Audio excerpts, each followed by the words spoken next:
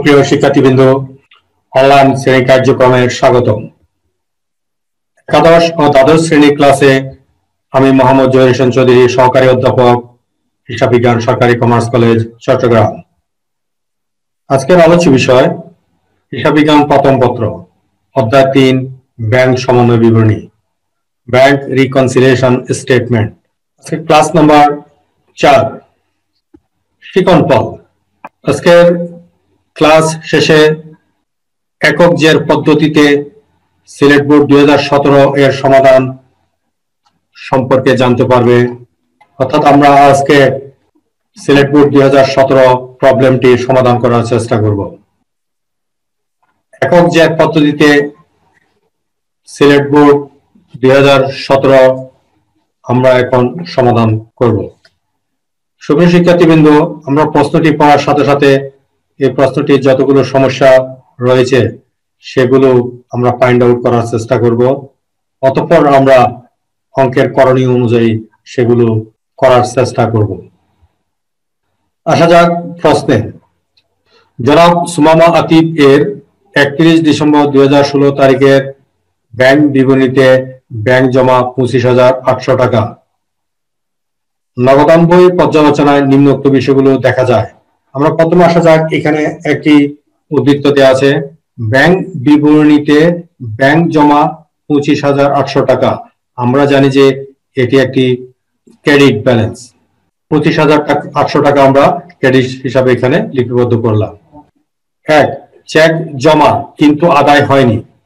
আমরা জানি যে আদায়ের জন্য চেক জমা দেওয়া হলে এক্ষেত্রে দুটি হিসাব খাত, একটি হলো ব্যাংক হিসাব, অন্যটি হলো দেনাদার হিসাব। যেহেতু চেকটি আদায় হয়নি সেহেতু আমরা ব্যাংক হিসাবকে আগে ডেবিট করেছিলাম, এখন একক জের পদ্ধতির কারণে এটিকে আমরা এখন ক্রেডিট করে দিব। ইস্যুকৃত চেক উপস্থাপন করা হয়নি 8,000 টাকা।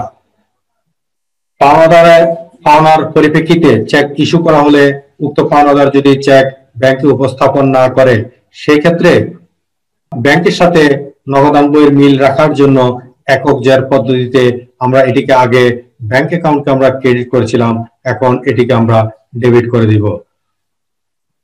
ব্যাংক অ্যাকাউন্টকে আমরা ক্রেডিট করার সময় আমরা জার্নালটি করেছিলাম পাওনাদার হিসাব ডেবিট, ব্যাংক হিসাব ক্রেডিট। এখন আমরা ব্যাংক সমন্বয় বিবরণী তৈরি করার পারপাজে, অর্থাৎ একক জের পদ্ধতিতে ব্যাংক সমন্বয় বিবরণী তৈরি করার পারপাজে এটিকে আগে আমরা ক্রেডিট করেছিলাম, শুধুমাত্র ব্যাংক সমন্বয় বিবরণী পারপাজে আমরা এটাকে ডেবিট করে দিব। আমরা জানি যে এই লেনদেনটি আমরা সঠিকভাবে নগদান বইতে লিপিবদ্ধ করেছিলাম, এখন এটিকে আমরা ডেবিট করে দিব। নাম্বার 3, পাওনাদারকে ইস্যুকৃত 2,424 টাকার চেক নগদান বইতে 2,442 টাকায় লিপিবদ্ধ করা হয়েছে। আমরা এখানে দেখতে পাচ্ছি 2,424 টাকার পরিবর্তে 2,442 টাকা, 18 টাকা বেশি লিপিবদ্ধ করা হয়েছে, অর্থাৎ বেশি ক্রেডিট করা হয়েছে। যেহেতু এটি নগদান বইতে ভুল, তাহলে এই ভুলটি এখন আমরা সংশোধন করব, অর্থাৎ 18 টাকা আমরা এখন ডেবিট করে দিব। নাম্বার 4, অমর্যাদাকৃত চেক 2,400 টাকা।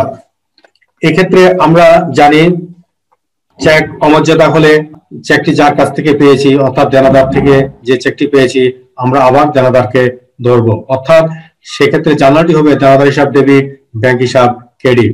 এটি আমরা আগে ব্যাংক অ্যাকাউন্টকে ডেবিট করেছিলাম, এখন যেহেতু চেকখানি অমর্যাদাকৃত হয়েছে এটি আমরা আবার ওই দেনাদারকে ধরবো, তাহলে দেনাদার হিসাব ডেবিট, অন্যদিকে ব্যাংক হিসাব ক্রেডিট করব 2,400 টাকা। নাম্বার 5, 2016 সালের ব্যাংক সার্ভিস চার্জ 1,000 টাকা এবং তার উপর ভ্যাট 15%। আমরা জানি যে কোনো খরচের উপর 15% হারে ভ্যাট কর্তন করে, তাহলে এখানে দেখা যাচ্ছে যে সার্ভিস চার্জ 1,000 টাকা, 1,000 টাকার উপর যদি 15% সার্ভিস চার্জ হয় তাহলে 150 টাকা ভ্যাট, দুটি মিলেই আমাদের জন্য খরচ।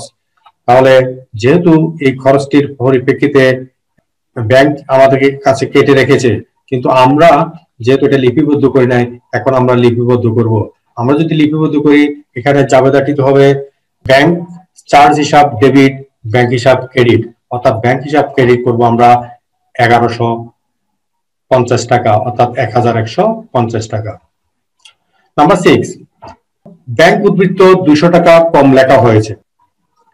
আমরা জানি যে ব্যাংকে যদি কম লেখা হয় অর্থাৎ কম, এটাকে ডেবিট করা হয়েছে, এখন সেটি আমরা 200 টাকা ডেবিট করে দিব। প্রাপ্য নোট 5000 টাকা এবং সুদ 200 টাকা ব্যাংক কর্তৃক আদায়, এবং ব্যাংক এ বাবদ 150 টাকা আদায় খরচ ধার্য করে। এখানে আমরা দেখতে পাই একদিকে প্রাপ্য নোট এটি একটি সম্পদ, সুদ আমাদের জন্য এটি আয়, এদিকে আবার 150 টাকা ব্যাংক আদায় খরচ ধার্য করে, এটি আমাদের জন্য খরচ। তো তাহলে আমাদের এই বিষয়টি এখানে আমরা দেখতে পাই একদিকে 5000 টাকা আর অন্যদিকে সুদ, টোটাল 5200 টাকা জন্য আমরা ব্যাংক অ্যাকাউন্টকে ডেবিট করব, আর অন্যদিকে 150 টাকার জন্য ব্যাংক অ্যাকাউন্টকে আমরা ক্রেডিট করব। মোট আমরা এখানে দেখতে পাচ্ছি টোটাল এখানে ক্রেডিট ব্যালেন্স 35,100 টাকা, অন্যদিকে ডেবিট ব্যালেন্স অর্থাৎ সবুজ চিহ্নিত যে আইটেমগুলো ওগুলো যোগ করলে পায় 13,418 টাকা, দুটি ডিফারেন্স 21,682 টাকা। অর্থাৎ আমরা এখানে যে রাফ বা খসড়া কাজটি করেছি, এখানে আমরা মূলত ব্যাংক সামান্য বিবরণীর রেজাল্টটা পেয়ে গেছি। আমরা এখানে শুরু করেছিলাম ব্যাংক বিবরণী অনুযায়ী ব্যাংক জমা অর্থাৎ ক্রেডিট ব্যালেন্স দিয়ে শুরু করছি, এবং আমরা এখানে নগদান অনুযায়ী ব্যাংক জমা অর্থাৎ 21,682 টাকা আমরা পাবো। যাই হোক, এখন আসা যাক আমাদের করণীয় গুলো কি কি সেটা আমরা দেখে নিই। 1 নম্বর করণীয় হলো ব্যাংক কর্তৃক ডেবিটকৃত অর্থের পরিমাণ নির্ণয় করো, এটি আমরা জানি যে 2 নম্বরের একটি প্রশ্ন। তারপর একক জের পদ্ধতিতে ব্যাংক সমন্বয় বিবরণী তৈরি করো, আমরা সম্পূর্ণভাবে খসড়া কাজটি অলরেডি করেছি। তারপর জনাব সুমামা আতিফের বইতে প্রয়োজনীয় জাবেদা, প্রয়োজনীয় জাবেদা বলতে সুমামা আতিফের বইতে যে সকল আইটেমগুলো লিপিবদ্ধ করা দরকার বা যে সকল ভুল ভ্রান্তি হয়েছে সে আইটেমগুলো নিয়ে জাবেদা লিপিবদ্ধ করতে হবে, আর যে সকল আইটেমগুলো সুমামা আতিফ সঠিকভাবে লিপিবদ্ধ করেছে সেগুলো নিয়ে কোনো জাবেদা দেওয়ার প্রয়োজন নেই। আসা যাক আমরা পরবর্তী করণীয় শুরু করি। ব্যাংক কর্তৃক ডেবিটকৃত অর্থের পরিমাণ, এখানে আমরা একটু দেখতে পাই ইস্যুকৃত চেক পরিশোধ 2,424 টাকা, ব্যাংক সার্ভিস চার্জ 1000 টাকা এবং সার্ভিস চার্জের উপর 15% ভ্যাট 150 টাকা। অন্যদিকে ব্যাংক কর্তৃক প্রাপ্য নোট আদায় খরচ 150 টাকা, এগুলো আমরা জানি যে ব্যাংক কর্তৃক আমাদেরকে ডেবিট করা হয়েছে, মোট ডেবিটের পরিমাণ 3,724 টাকা। করণীয় খ, করণীয় খ আমাদের একক জের পদ্ধতিতে ব্যাংক সমন্বয় বিবরণী তৈরি করতে হবে।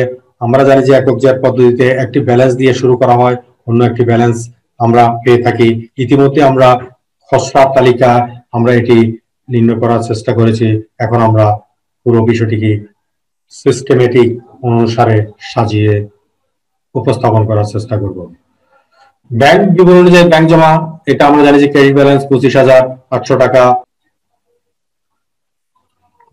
25,800 টাকাকে আমরা ক্রেডিট অলরেডি এখানে নির্ধারণ করেছি। যেহেতু এটি ক্রেডিট ব্যালেন্স, আমরা জানি যে ক্রেডিটে প্লাস, অর্থাৎ সকল ক্রেডিট আইটেম গুলো এগুলোর সাথে যোগ হবে এবং ডেবিট আইটেম গুলো বিয়োগ হবে, অবশেষে আমরা নগদান বই অনুযায়ী ব্যাংক জমা অথবা ব্যাংক জমাতিরিক্ত পেয়ে থাকবো।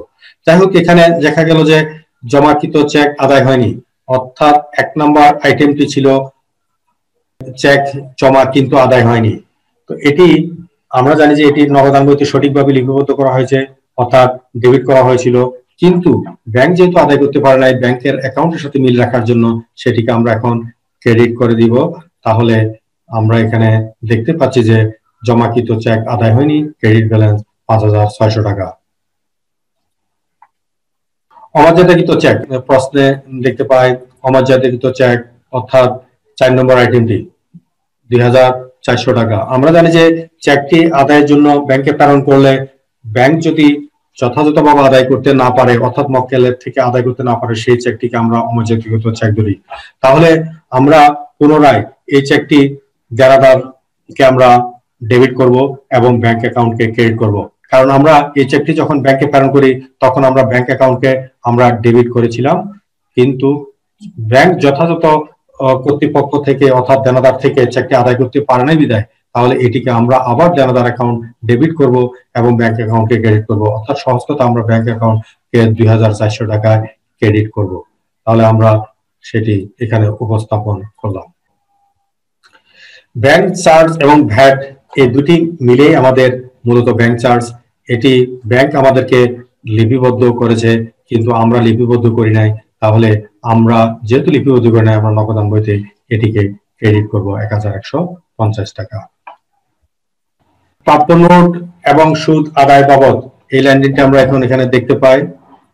অর্থাৎ 7 নম্বর আইটেমটি, এখানে প্রাপ্য নোট 5000 টাকা এবং সুদ বাবদ 200 টাকা ব্যাংক কর্তৃক আদায় করে, যার পরিপ্রেক্ষিতে ব্যাংক 150 টাকা আদায় খরচ ধার্য করে। আমরা জানি যে ব্যাংক যে কোনো বিষয়ে খরচ ধার্য করলে ব্যাংক আমাদেরকে ডেবিট করে থাকে, যার পরিপ্রেক্ষিতে আমরা যেহেতু স্টেটমেন্টটি আনার পর আমরা দেখলাম 150 টাকা ওরা আমাদেরকে কেটে রেখেছে, তাহলে এটিকে আমরা এখন খরচ হিসাবে লিপিবদ্ধ করব। তার মানে অর্থাৎ এটাকে আমরা প্রাপ্য নোট ও সুদ আদায়ের খরচ বাবদ 150 টাকা ক্রেডিট করব। টোটাল ক্রেডিট ব্যালেন্স 9300 টাকা, উপরে 25800 টাকা ক্রেডিট ব্যালেন্স আছে এবং এই ক্রেডিটে যোগ করে আমরা পুরো অর্থাৎ সম্পূর্ণ ক্রেডিট পাবো 35100 টাকা। এখন আসা যাক ডেবিট আইটেমগুলো। ইস্যুকৃত চেক উপস্থাপিত হয়নি, 2 নম্বর আইটেমটি আমরা একটু প্রশ্নে দেখিনি। ইস্যুকৃত চেক উপস্থাপন করা হয়নি 8000 টাকা। এখানে আমরা একটু দেখতে পাই, আমরা যখন চেক ইস্যু করেছিলাম তখন আমরা নগদান বইতে একটি লেনদেন এন্ট্রি করেছি, সেটি ছিল ব্যাংক হিসাব, পাওনাদার হিসাব ডেবিট, ব্যাংক হিসাব ক্রেডিট। কিন্তু ওই পাওনাদার যদি ব্যাংকে চেকটি উপস্থাপন না করে, তাহলে সেই ক্ষেত্রে ব্যাংক পরিশোধ করবে না।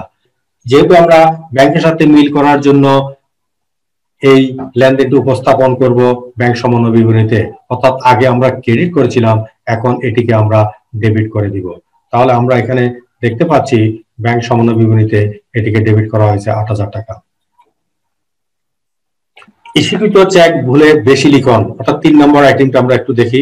3 নম্বর আইটেমে দেখা যাক, এখানে পাওনাদারকে ইস্যুকৃত 2424 টাকার চেক নগদান বইতে 2442 টাকা লিপিবদ্ধ করা হয়েছে, অর্থাৎ 18 টাকা বেশি ক্রেডিট করা হয়েছে।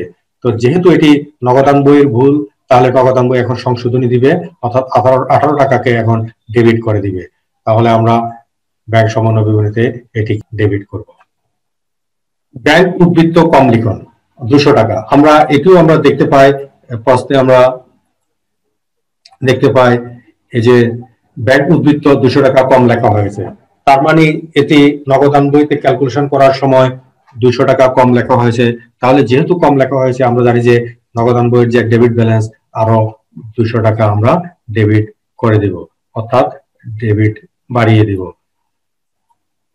প্রাপ্য নোট ও সুদ আদায়, এখানে আমরা একটু দেখতে পাই প্রাপ্য নোট আমরা বলেছিলাম সম্পত্তি, অন্যদিকে সুদ হলো আয়।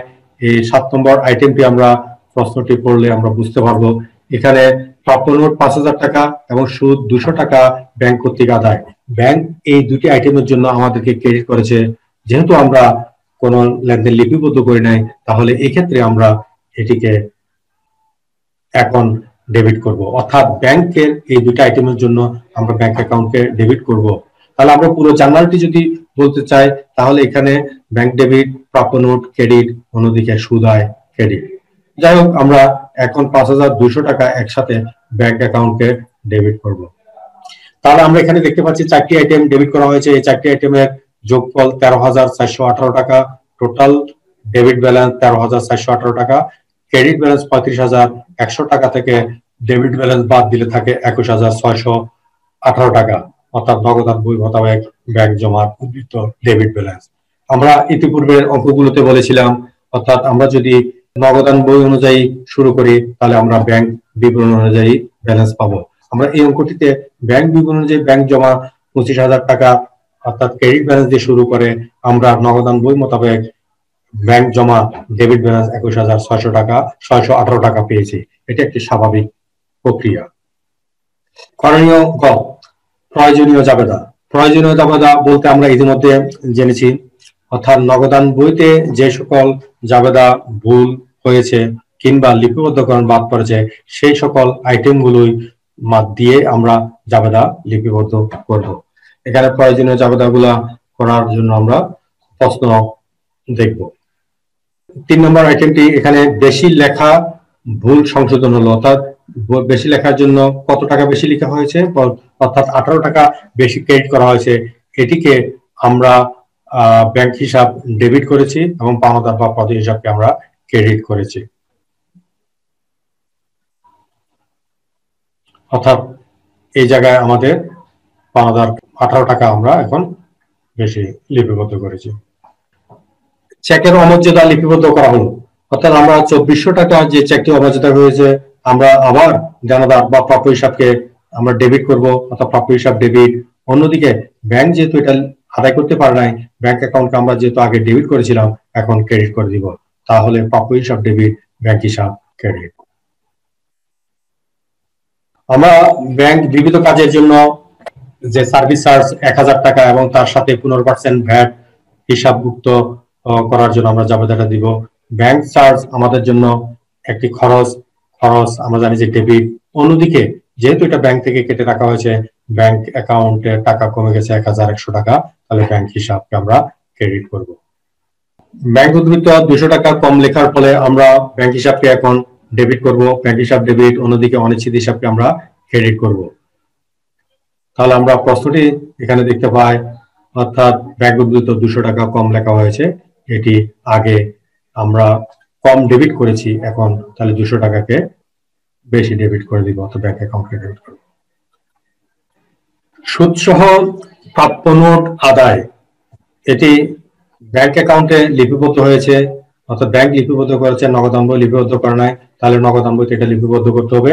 ব্যাংক হিসাব ডেবিট, সুদ সহ 5200 টাকা। অন্যদিকে প্রাপ্য নোট সম্পদ, অর্থাৎ আদায়ের ফলে প্রাপ্য নোট আমাদের সম্পদ কমে যাবে 5000 টাকা।